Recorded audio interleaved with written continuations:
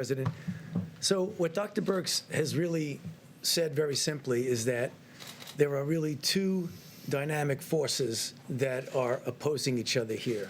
As I've mentioned several times in our briefings, the virus, if left to its own devices, will do that dark curve that Dr. Birx showed you. The other dynamic force is what we are doing, what we're trying to do, and what we will do in the form of mitigation.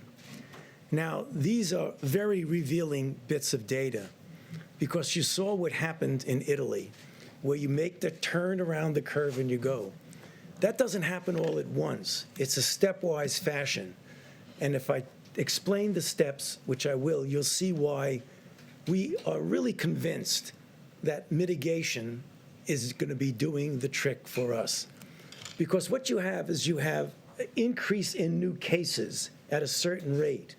When the increase in new cases begin to level off, the secondary effect is less hospitalizations, the next effect is less intensive care, and the next effect is less deaths.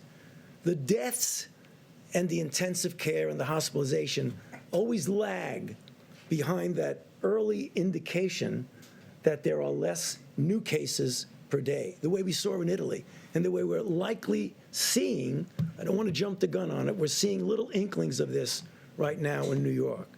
So what we're going to see, and that's we got to brace ourselves, in the next several days to a week or so, we're going to continue to see things go up.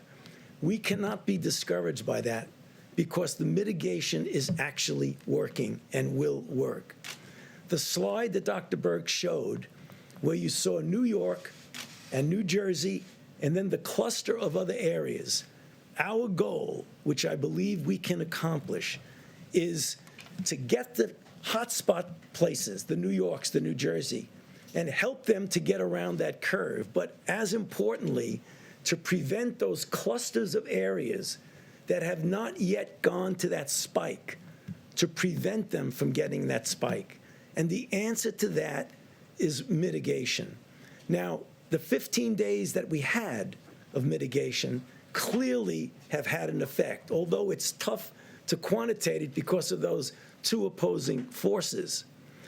But the reason why we feel so strongly about the necessity of the additional 30 days is that now is the time, whenever you're having an effect, not to take your foot off the accelerator and on the brake, but to just press it down on the accelerator. And that's what I hope and I know that we can do over the next 30 days.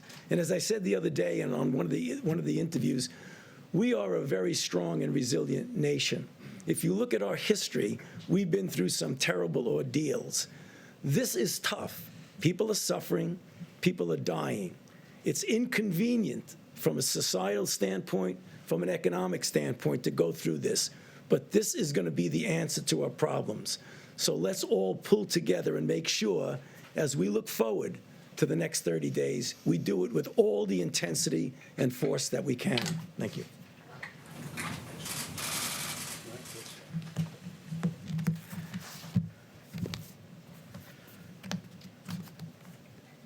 Thank you, Mr. President, and to Dr. Birx and Dr. Fauci.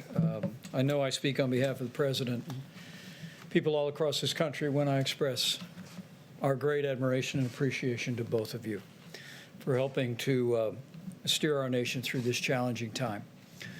The American people have now seen what the President saw when he made the decision at the end of 15 days to slow the spread, to ask the American people to give us 30 more days, to continue to put into practice the President's coronavirus guidelines for America.